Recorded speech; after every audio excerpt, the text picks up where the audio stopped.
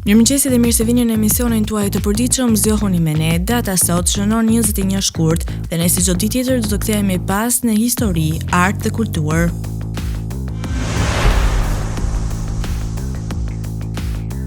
Do të vijmë të flasim për ngjarjet më të rëndësishme të datës 21 shkurt dhe do të kthehemi pas në vitin 1848, një manifest që ndryshoi botën, një dokument i vogël por me një forcë të jashtëzakonshme, u publikua në këtë datë nga Karl Marxi dhe Friedrich Engels.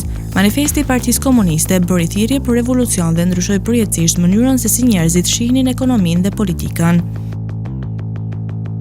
Në vitin 1916, një nga bitejat më të gjata dhe më të përgjakshme të luftës së parë botërore nisi sot në Verdun të Francës. Luftëtarët qëndruan në baltë dhe gropa bombardimesh për më shumë se 300 ditë, duke u përballur me një tmerr të papërshkrueshëm. Në vitin 1947, a mund të imagjinoni botën pa fotot e çastit? Në këtë datë në New York, Polaroidi u prezantua për herë të parë, duke ndryshuar përgjithmonë mënyrën si kapnim kujtimet tona. Në vitin 1952 në Bangladesh, studentët dolën në rrugë duke kërkuar që gjuha e tyre amtare të njihej zyrtarisht. Protesta përfundoi në tragjedi, por sakrificat e tyre nuk shkuan kot. Sot 21 shkurti njihet si dita ndërkombëtare e gjuhës amtare në nder të tyre. Në vitin 1972, një moment historik ndodhi kur presidenti amerikan Richard Nixon vizitoi Kinën, duke thyer akullin mes dy vendeve dhe duke hapur rrugën për marrëdhënie të reja diplomatike. 21 shkurti është dita e 52 e kalendarit gregorian. Ngjarje. 1272. Në Verdun filloi lufta në mes gjermanëve dhe francezëve, që merret si fillimi i luftës së parë botërore. 1936, demonstrata e Bukës shpërtheu në Korçë, e cila në historinë tonë ka hyrë si një nga revoltat më të mëdha popullore. 1945, vritet Shaban Polluzhaje, Mehmet Gradica. 1948, u inkorporua NASCAR. 1953, Francis Crick dhe James D. Watson zbuluan strukturën e molekulave të ADN-s. 1958, Gamal Abdel Nasser është zgjedhur për kryetar të parë të Republikës së Bashkuara Arabe, Federatës së Egjiptit dhe Sirisë. 1965, Malcolm X u vra nga Audubon Ballroom në New York City nga anëtarët e organizatës Kombi Islam. 1974, në kuvendin e RSFJ është aprovuar kushtetuta e re. Kosova shpallet krahinë socialiste autonome. 1975, u burgosën ish generali amerikan John N. Mitchell dhe ish punëtorët e shtëpisë së bardhë H.R. Halderman dhe John Ehrlichman. 2008, Estonia, Italia, Danimarka dhe Luksemburgu e njohon Kosovën si shtet të pavarur.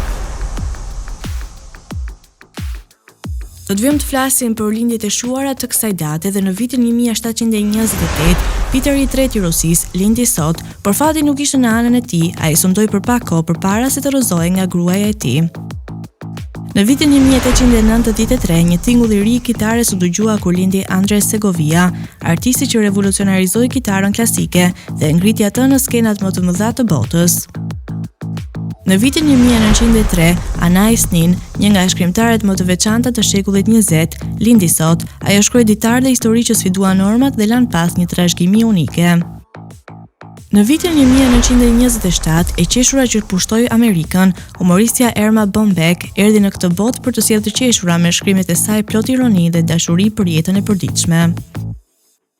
Në vitin 1946, sot lindi Alan Rickman, aktori britanik që me zërin dhe shprehjet e tij unike u bën një nga figurat më të dashura të kinemas, duke luajtur role ikonike si Snape në Harry Potter. Lindje. 1728, lindi Peter III, perandor rus. 1832, lindi Haxhi Zeka, luftëtar shqiptar. 1914, lindi Andrea Varfi, shkrimtar shqiptar. 1946, lindi Antoni Daniels, aktor anglez. 1955, lindi Allen Grammer, aktor amerikan. 1962 lindi Artur Gorishti, aktor dhe regjizor shqiptar. 1987 lindi Ellen Page, aktore kanadeze. Si çdo datë tjetër dhe kjo datë shënoi lajm të mira që lan boshllëk në histori dhe në vitin 1677, Baruch Spinoza, një nga mendimtarët më të mëdhenj të filozofisë moderne, u shua sot, por idetë e tij për arsyeën dhe lirinë vazhdojnë të frymëzojnë botën.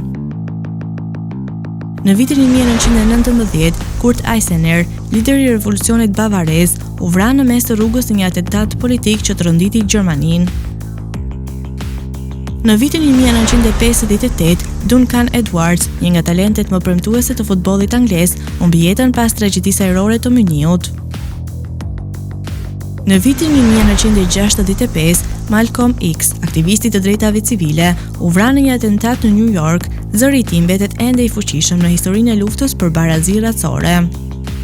Dhe së fundmi në vitin 2004, John Charles, një nga lojtarët më të mëdhenj të historisë së futbollit britanik, mbylli syt përgjithmonë, duke lënë pas një trashëgimi të paharrueshme në botën e sportit. Vdekje 1945 vdiq Shaban Poluzha. 1984 vdiq Mikhail Solohov, shkrimtar rus, nobelist.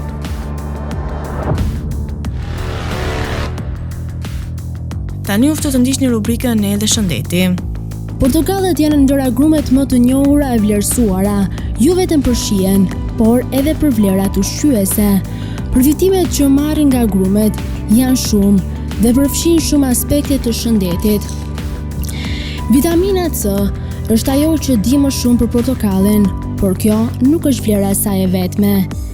Disa arsye më shumë për të konsumuar portokallin. Portokallet janë të pasura me element shumë që kanë efekte citotoksik kundër qelizave të kancerit.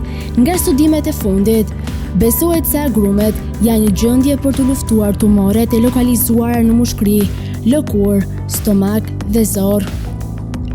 Ndikojnë dukshëm në ruajtjen e nivelit të kolesterolit në trup, prania e të cilit reduktohet për shkak të sasisë së lartë të fibrave të tretshme të pranishme tek agrumet.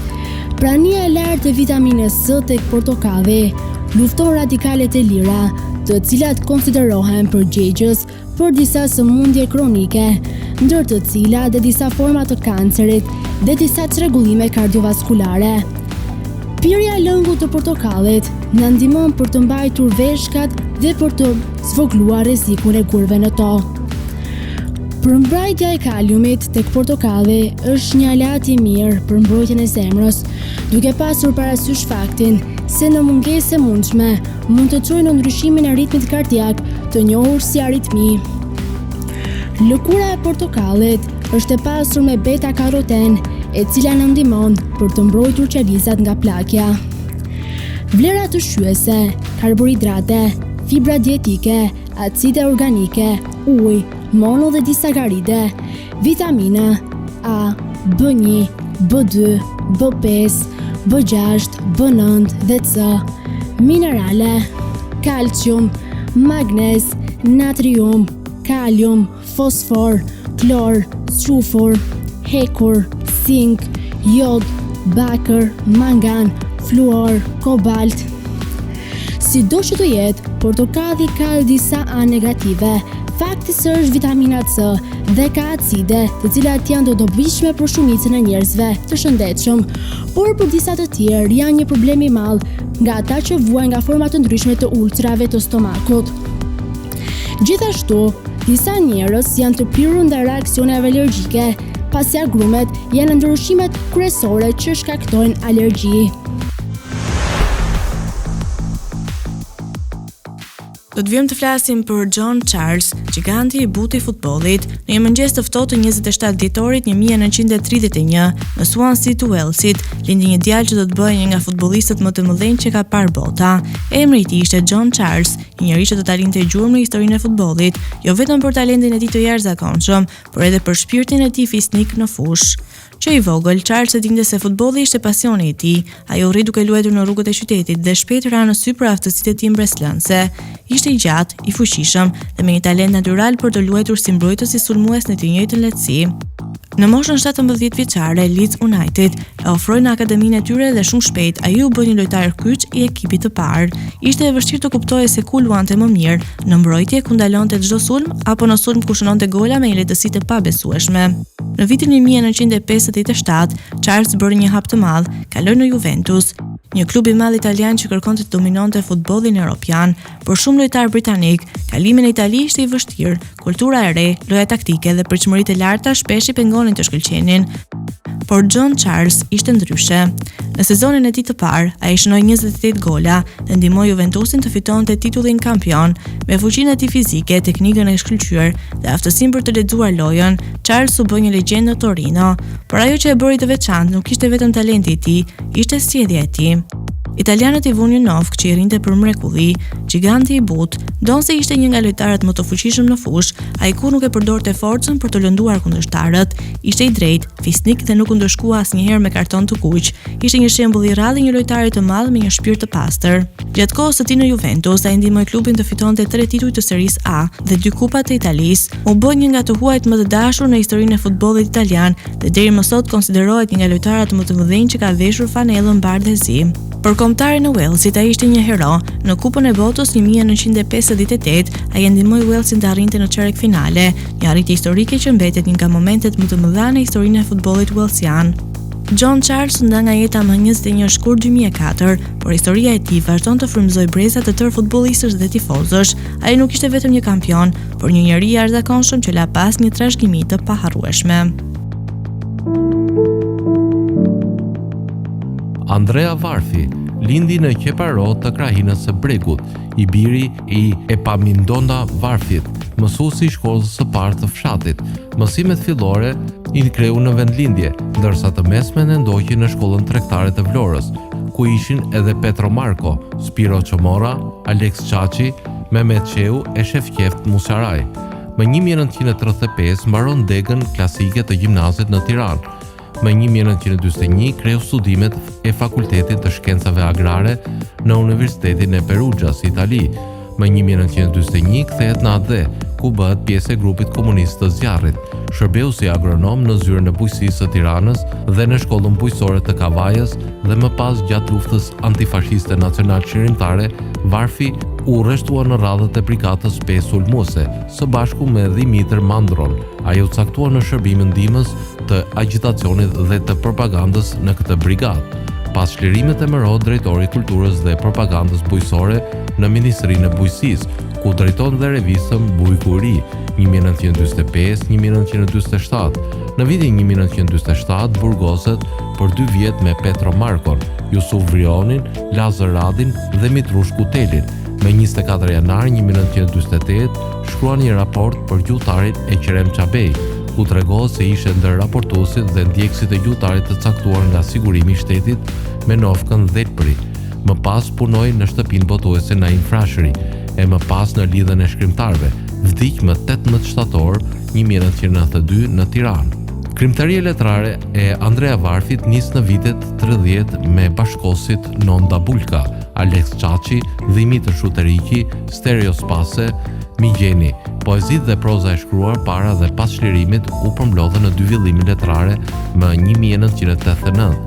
Më 1934-35 Efrim Kovaçi do kompozitonte mbi poezinë Andrea Varfit, kushtrimi të shtypurve që këndohej në rrethet revolucionare, po kështu janë të mirë njohura dhe këngët Himni ushtrisë, Dëshmori partizan, Kënga dëshmores partizane, Dëshmorëve. Në vitet 1952-60 botoi poezi dhe proza satirike me pseudonimi Ager dhe Bokrima, shkruajti me vargun tradicional, klasikun Tetrokësh dhe trajtoi tema sociale. Krahas krimtarisë artistike, Varfi përshtati në gjuhën standarde veprat kryesore të Deradës, Serafina Topia, Rrëfimet të Arpërit, më 1975, Këngë e Mëlësaut, Frutani i Mërguar në 1977 dhe Këngëtorja Arbërore e Sartorit në 1980. Nga letërsia botërore ka përkthyer Qivuret e Ugo Foscolo në 1934, Tregime me Leninin 1946 dhe Hënëzat e Kuqe Tregime nga jeta e Leninit, 1960 nga Aleksandr Kononov. Vëllimin poezi të Hazim Hikmet në 1957. Gjithashtu ka lënë përkthime të Alferit, Maurizio Coprile e tjerë. Përktheu edhe për mbledhjen e vetme poetike të Vashko Pasës, Rose e Spine nga italishtja me titullin Trëndafila dhe gjëmba. Para se të vdiste, la të përgatitur për shtyp një vëllim me vepër letrare dhe muzikore të Neço Muko Himariotit, me titullin Zëmra këndon miqsin, i pajisur me një parathënie prej tij.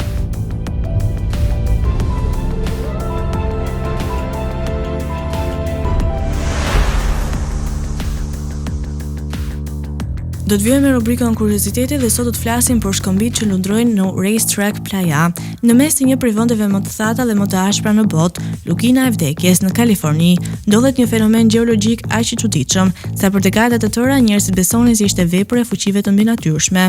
Në këtë zonë, një shtrat i thar liçeni i quajtur Racetrack Playa ka qenë skenë një misteri të pazakontë, gur të mëdhenj që lëviznin vetë, duke lënë pas gjurmë të gjata në tokë. Gurët e Racetrack Playa mund të jenë nga disa kilogram deri në mbi 300 kg dhe megjithse nuk ka njeri që i ka parë duke lëvizur me sytë e tij, ata lënë pas shqitje të dukshme që mund të arrijnë deri në metra gjatësi. Disa gjurmë janë të drejta, të tjerë bëjnë kthesa të çuditshme, madje ndonjëherë dy gur që fillojnë bashkë ndahen në drejtime të ndryshme. Ky fenomen i ka hutuar shkencëtarët dhe aventurierët për më shumë se një shekull. Disa mendonin se ishin lëvizur nga forca magnetike e tokës, të tjerë besonin në fuqi të mbinatyrshme ose ndikim alienësh, por shkenca më në fund e gjeti përgjigjen. Në vitin 2014, një ekip studiuesish vendosën GPS në disa nga gurët dhe monitoruan racetrack gjatë gjithë vitit. Ajo që zbuluan ishte më e pabesueshme se legjendat, gurët lëviznin për shkak të një mekanizmi të rrallë natyror. Kur shirat e rrallë bien mbi lagunën e vdekur, ata krijojnë një shtresë shumë të hollë uji në sipërfaqen e racetrack.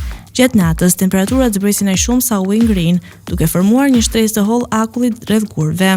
Në mëngjes, kur dielli fillon të ngrohë ajrin, akulli plasaritet dhe bëhet si një tapet i rrëshqitshëm. Era e fortë që fryr në këtë zonë deri në 90 km/h është e mjaftueshme për të shtyrë gurët mbi sipërfaqen e rrëshqitshme të liçenit të tharë. Ky proces është aq i rrallë sa ndodh vetëm disa herë në dekada. Në shumicën e rasteve, ai kërkon një kombinim perfekt të shiut, temperaturave të ftohta dhe erave të forta. Kjo është arsyeja pse ky fenomen nuk është vërejtur kurrë drejt për drejt për shumë vite. Ky është atomi.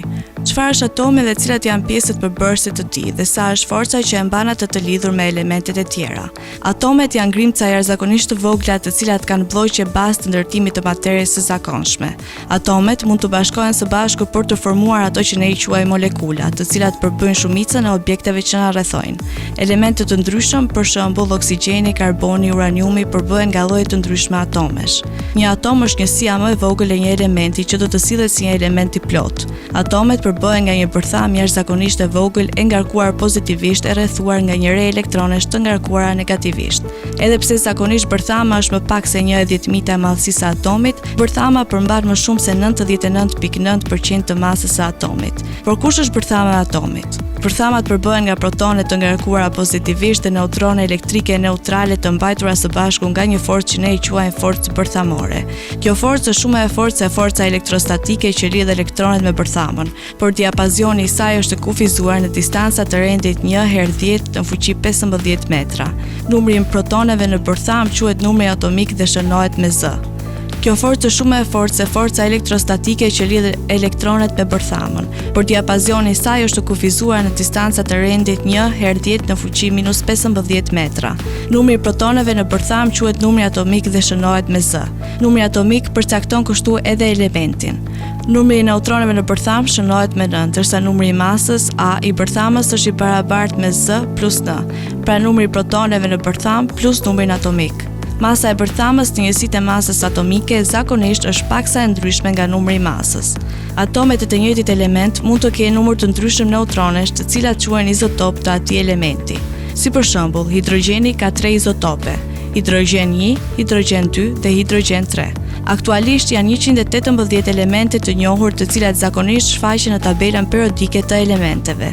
Elementet me numër atomik nga 1 deri tek 98 janë vërtetuar se të gjithë ekzistojnë në natyrë, ndërsa elementet me numër atomik nga 99 deri në 118, disa nga ato janë prodhuar ndonjëherë vetëm artificialisht. Nukleidet shpesh identifikohen duke përdorur emrin e elementit dhe numrin e masës, numri i përgjithshëm i protoneve dhe neutroneve. si për shembull litium 7, uranium 238 e shumë të tjera. Kur i referohemi nukleideve të njëjtit element, ato përgjithsisht identifikohen me termin izotope. Për shembull, uranium 238 dhe uranium 235. Nukleidet radioaktive ose izotope quhen radionukleide ose radioizotope. Midis elementeve ka 253 nukleide të qëndrueshme dhe më shumë se 3000 radioizotope. Shumica e radioizotopeve prodhohen artificialisht dhe nuk gjenden aktualisht në natyrë.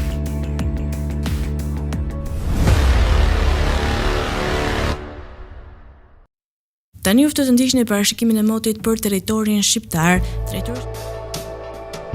Territori shqiptar për datën 21 shkurt 2026 do të jetë në ndikimin e masave ajrore relativisht të qëndrueshme, duke sjellë mot kryesisht me diell në pjesën më të madhe të vendit, ndërsa në disa zona priten vranësira dhe rreshje të lehta. Paraditja do të jetë me diell në zonat qendrore dhe bregdetare, ndërsa veriu dhe juglindja do të kenë vranësira të her pas hershme. Pasditja vijon me intervale me diell dhe rreshje të izoluara të dobta në disa zona. Temperatura minimale pritet të zbresë deri në 0 gradë Celsius, ndërsa ajo maksimale do të arrijë deri në 15 gradë Celsius.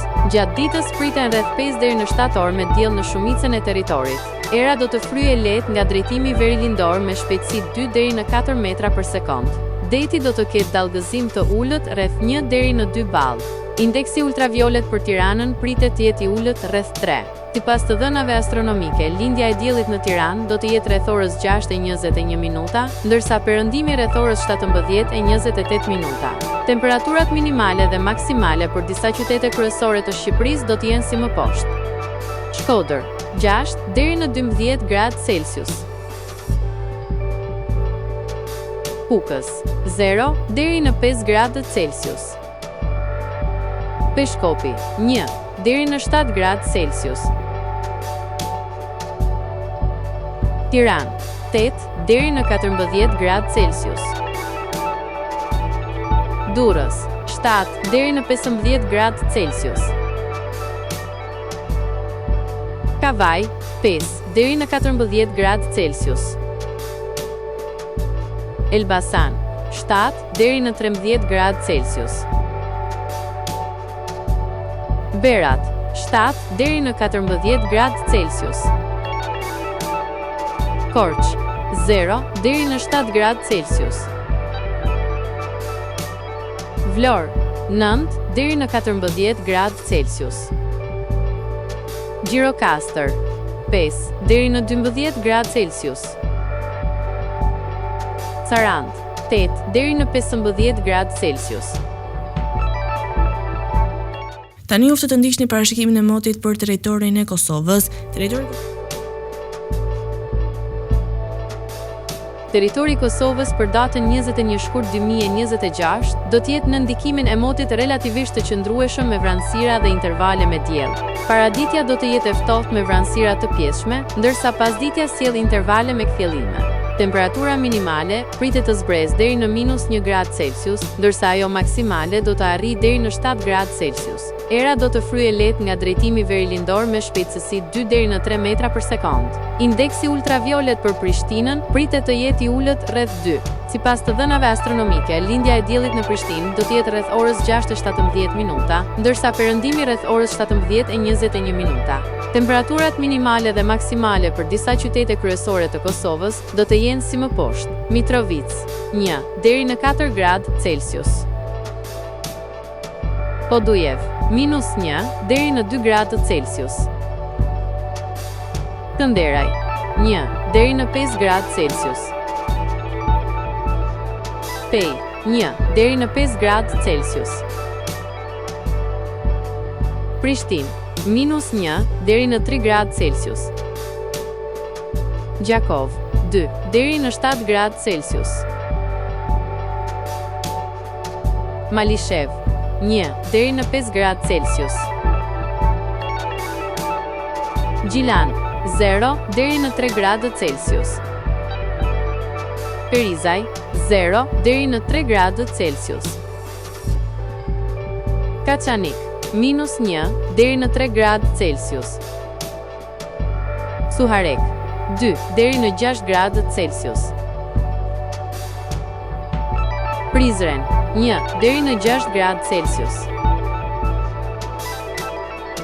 Të nderuar teleshikues, kemi arritur në fund të emisionit edhe për ditën e sotme. Bashkë të rishemi sërish nesër në po të njëjtën orë. Deri atëherë, miru takofshim.